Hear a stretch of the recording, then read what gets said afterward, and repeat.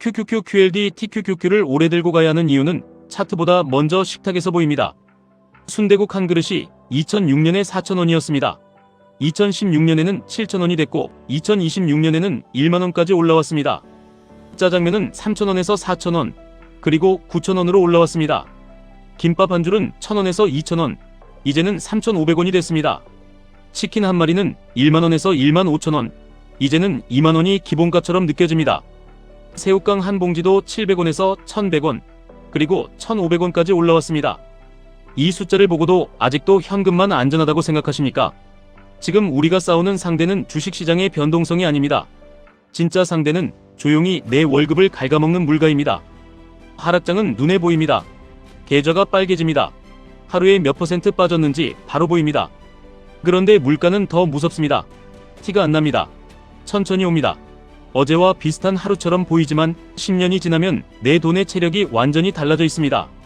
그래서 QQQ, QLD, TQQQ는 단순히 돈을 벌기 위한 선택이 아닙니다. 물가라는 거대한 흐름에 맞서기 위한 방어선입니다. 여기서 많은 분들이 착각합니다. 주식이 떨어지면 위험하다고 말합니다. 그런데 10년 동안 짜장면이 3,000원에서 9,000원이 되는 건 위험하다고 잘 말하지 않습니다. 순대국이 4,000원에서 1만원이 되는 건 자연스럽게 받아들입니다. 김밥 한 줄이 1,000원에서 3,500원이 되는 건 그냥 시대가 바뀌었다고 말합니다. 하지만 그 사이에 내 현금은 조용히 녹아내렸습니다. 월급은 조금 올랐을 수 있습니다. 그런데 생활비는 더 빨리 올라갑니다. 저축은 했는데 이상하게 여유가 없습니다. 아끼고 살았는데 계좌는 커지지 않습니다. 열심히 살았는데 자산 격차는 더 벌어집니다. 이게 바로 물가의 진짜 얼굴입니다. 그래서 우리는 질문을 바꿔야 합니다. QQQ, QLD, TQQQ가 위험한가가 아니라 QQQ, QLD, TQQQ 같은 성장 자산 없이 앞으로 10년을 버틸 수 있는가를 물어야 합니다. 2006년에 1만원이면 치킨 한 마리를 먹었습니다. 2026년에는 1만원으로 순대국 한 그릇 먹기도 빠듯합니다. 돈의 숫자는 그대로인데 돈의 힘은 약해졌습니다. 이게 핵심입니다. 계좌에 1,000만원이 있다고 해서 1,000만원의 힘이 영원히 유지되는 게 아닙니다. 은행 잔고는 그대로일 수 있습니다. 그런데 그 돈으로 살 수 있는 음식, 살 수 있는 집, 살 수 있는 시간, 살 수 있는 자유는 계속 줄어듭니다. 그래서 부자가 되고 싶은 사람은 돈을 그냥 모으는 사람이 아니라 돈의 구매력을 지키는 사람입니다.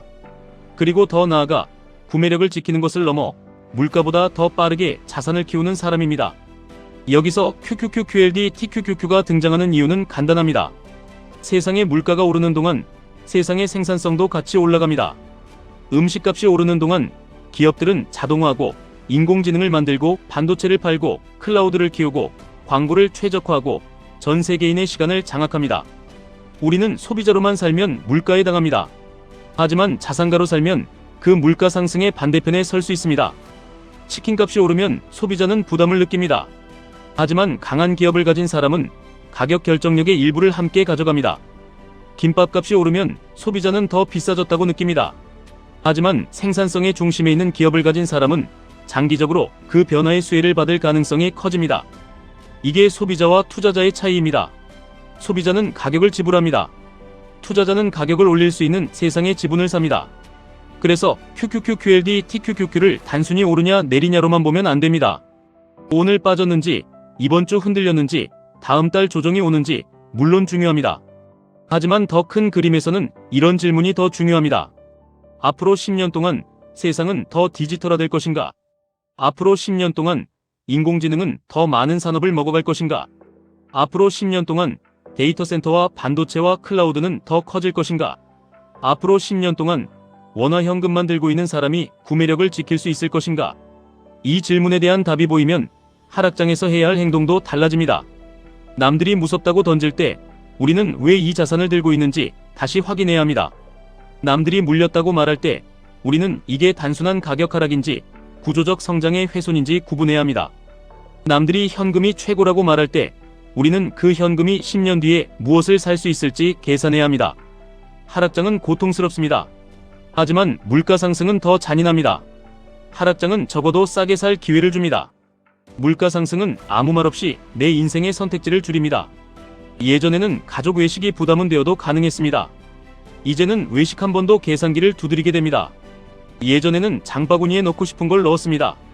이제는 가격표를 보고 다시 내려놓습니다. 예전에는 아이에게 하나 더 사줄 수 있었습니다. 이제는 마음속으로 다음 달을 계산합니다. 이 감각을 가볍게 보면 안 됩니다. 이건 단순히 물건값이 오른 이야기가 아닙니다. 내 노동의 가치가 희석되는 이야기입니다. 내 시간이 싸지는 이야기입니다. 내 미래가 좁아지는 이야기입니다. 그래서 투자는 선택이 아니라 생존입니다. 특히 QQQQLD TQQQ를 보는 사람이라면 더 냉정해야 합니다. 이 자산들은 매일 편안함을 주려고 존재하는 자산이 아닙니다. 이 자산들은 변동성을 견디는 사람에게 더 큰 가능성을 주는 자산입니다. 매일 오르기만 하는 자산은 없습니다. 하지만 세상을 바꾸는 기업들의 흐름에 올라탄 사람과 물가를 그냥 맞고만 있는 사람의 10년 뒤는 다를 수밖에 없습니다. 2006년에 짜장면 한 그릇 3,000원이었다는 말을 들으면 많은 분들이 말합니다. 그때는 정말 쌌다. 그런데 2036년에 누군가는 이렇게 말할 겁니다. 2026년에 QQQQLD TQQQ를 살 수 있었을 때가 기회였다. 그때는 물가가 많이 오른 줄 알았는데 지금 와서 보니 그때라도 자산을 샀어야 했다. 그때는 무서워서 못 샀다. 그때는 뉴스가 너무 안 좋았다. 그때는 금리가 걱정이었다. 그때는 경기 침체가 올 것 같았다. 그때는 전쟁이 걱정이었다. 그때는 환율이 무서웠다. 그때는 너무 많이 오른 것 같았다. 그런데 지나고 보면 늘 같은 결론이 나옵니다. 좋은 자산은 편안할 때 싸게 주지 않습니다. 모두가 확신할 때는 이미 비싸져 있습니다. 모두가 겁먹을 때는 손이 안 나갑니다. 그래서 돈을 버는 사람은 감정이 편한 순간이 아니라 원칙이 살아있는 순간에 움직입니다. 여기서 중요한 건 몰빵이 아닙니다. 중요한 건 포기하지 않는 구조입니다. QQQQLD TQQQ를 한다고 해서 모든 돈을 한 번에 넣고 기도하라는 뜻이 아닙니다. 물가가 매년 조금씩 올라가듯이 자산도 꾸준히 쌓아가야 합니다. 월급이 들어올 때마다 소비를 먼저 생각하기 전에 내 미래의 지분을 먼저 사야 합니다. 외식비가 오른 걸 보고 한숨만 쉬는 게 아니라 그 한숨을 매수 원칙으로 바꿔야 합니다.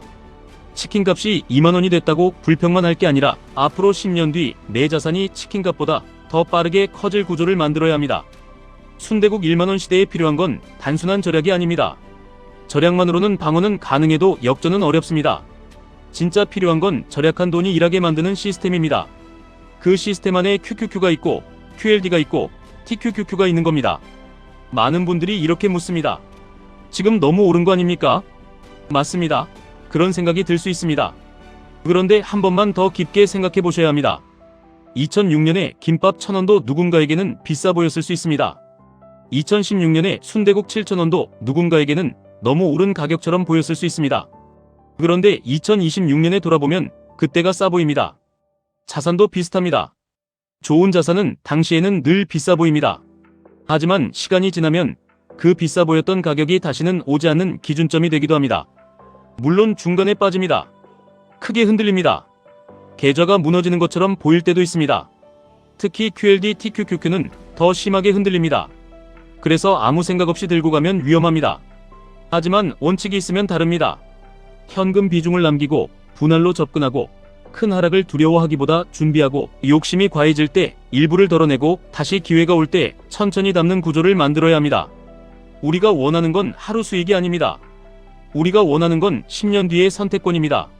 아이에게 더 좋은 경험을 주는 선택권, 원하지 않는 일을 줄이는 선택권, 가족과 보내는 시간을 늘리는 선택권, 돈 때문에 작아지지 않는 선택권, 나이가 들수록 더 단단해지는 선택권. 이 선택권을 만들려면 지금의 편안함을 조금 포기해야 합니다. 오늘 커피 한 잔, 오늘 충동 구매 하나, 오늘 의미 없는 소비 하나를 줄여서 내 미래의 자산을 사야 합니다. 그 돈이 작아 보여도 괜찮습니다. 김밥도 처음에는 1,000원이었습니다. 새우깡도 700원이었습니다. 작은 숫자가 시간이 지나면 전혀 다른 숫자가 됩니다. 투자도 마찬가지입니다. 처음에는 일주가 작아 보입니다. 처음에는 계좌가 너무 작아 보입니다. 처음에는 이걸로 언제 부자가 되나 싶습니다. 하지만 꾸준히 쌓으면 어느 순간 계좌가 나를 대신해서 일하기 시작합니다. 그리고 그 순간부터 인생의 속도가 달라집니다. 여기서 절대 하지 말아야 할 행동이 있습니다. 첫 번째, 물가에는 둔감하면서 주가 하락에는 과민해지는 것입니다. 음식값이 2배 오르는 건 받아들이면서 QQQ, QLD, TQQQ가 조정받는 건 못 견디면 안 됩니다. 두 번째, 뉴스에 흔들려서 원칙 없이 사고 파는 것입니다. 뉴스는 늘 무섭습니다. 조회수를 위해 공포를 키웁니다. 하지만 자산은 공포 속에서 싸게 거래되는 경우가 많습니다. 세 번째, 현금을 안전자산이라고만 믿는 것입니다. 현금은 필요합니다. 기회가 왔을 때 매수할 수 있게 해주는 무기입니다. 하지만 현금만 들고 있으면 물가 앞에서는 방어력이 약해집니다. 현금은 무기가 되어야지 피난처만 되어서는 안 됩니다. 네 번째, 너무 빨리 결과를 보려는 것입니다. QQQ, TQQQ는 하루 만에 인생을 바꾸는 도구가 아닙니다. 하지만 10년 동안 제대로 다루면 인생의 방향을 바꿀 수 있는 도구가 될 수 있습니다. 여기서 어떤 분들은 또 물어볼 겁니다. 그럼 지금 바로 사야 합니까? 답은 단순합니다.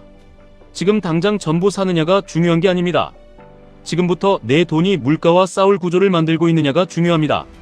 이미 갖고 있다면 흔들릴 때 원칙을 확인해야 합니다. 아직 없다면 한 번에 들어가기보다 분할의 리듬을 만들어야 합니다. 많이 떨어지면 더 무서워지는 게 아니라 내가 기다리던 가격인지 확인해야 합니다. 많이 오르면 더 탐욕스러워지는 게 아니라 내 비중이 과해졌는지 확인해야 합니다. 핵심은 감정이 아니라 구조입니다. 좋은 투자자는 예측을 잘하는 사람이 아닙니다.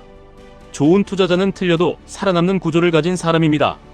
하락장에서도 무너지지 않고 상승장에서도 뒤처지지 않고 물가 상승에도 구매력을 잃지 않는 구조. 그 구조를 만들기 위해 QQQ, TQQQ를 바라보는 겁니다. 우리는 부자가 되고 싶다고 말하지만 사실 더 깊은 곳에서는 자유롭고 싶은 겁니다. 돈이 많아 보이고 싶은 게 아니라 돈 때문에 끌려다니고 싶지 않은 겁니다.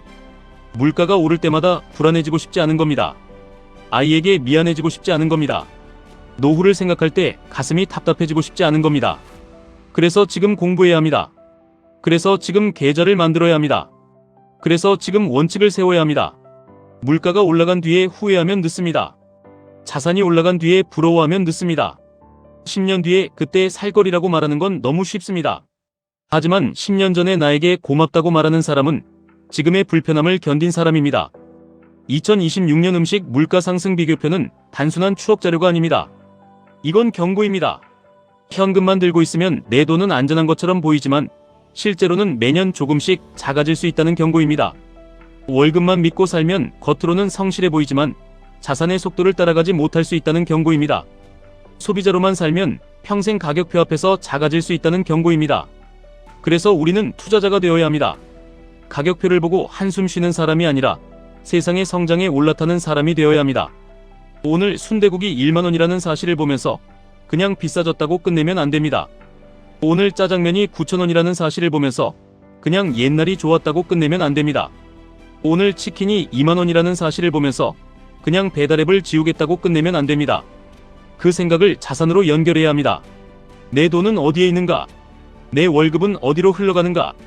내 소비는 내 미래를 키우고 있는가? 아니면 그냥 사라지고 있는가? 내 계좌는 물가보다 빨리 달리고 있는가? 이 질문을 매달 해야 합니다. QQQ, TQQQ는 그 질문에 대한 하나의 강력한 답이 될 수 있습니다. 물론 쉽지 않습니다. 흔들립니다. 무섭습니다. 가끔은 내가 잘하고 있는지 의심됩니다. 하지만 쉬운 길은 보통 사람을 부자로 만들지 않습니다. 남들이 불안해할 때 공부하고, 남들이 포기할 때 버티고, 남들이 소비할 때 자산을 사고, 남들이 뒤늦게 따라올 때 원칙대로 관리하는 사람만이 다른 결과를 가져갑니다.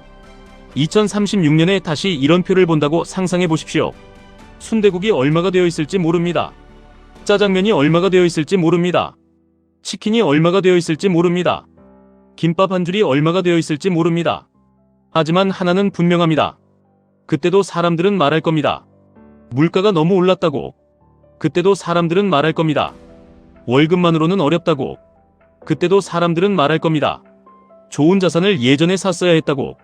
그 말을 또 반복할 건지 아니면 지금부터 다른 선택을 할 건지 그 차이가 10년 뒤 계좌를 갈라놓습니다. 오늘의 결론은 간단합니다. 음식 물가가 10년마다 무섭게 오르는 세상에서 현금만 붙잡고 사는 건 점점 더 어려워집니다. 소비자는 가격을 견뎌야 하지만 투자자는 성장의 흐름에 올라탈 수 있습니다. QQQ, TQQQ를 들고 간다는 건 단순히 수익률 게임을 하는 게 아니라 내 노동의 가치, 내 가족의 미래, 내 시간의 자유를 지키기 위한 선택입니다. 하락장은 겁을 줍니다. 하지만 물가는 삶을 조용히 밀어붙입니다. 그러니 공포에만 반응하지 마십시오. 계산하고 준비하고 분할하고 버티고 성장 자산의 흐름을 놓치지 마십시오. 10년 뒤에 가장 무서운 말은 그때 살거리입니다. 그리고 10년 뒤에 가장 듣고 싶은 말은 그때 잘 버텼다입니다. 지금의 작은 매수, 지금의 작은 절제, 지금의 작은 원칙이 미래의 큰 자유가 될 수 있습니다. 물가가 오르는 세상에서 가만히 있는 건 중립이 아닙니다. 뒤로 밀리는 겁니다. 이제는 내 돈도 일하게 해야 합니다. 내 월급도 자산으로 바꿔야 합니다. 내 불안도 원칙으로 바꿔야 합니다. 그리고 내 10년 뒤를 오늘부터 다시 설계해야 합니다. 지금까지 1분 투자 하이젠버그였습니다.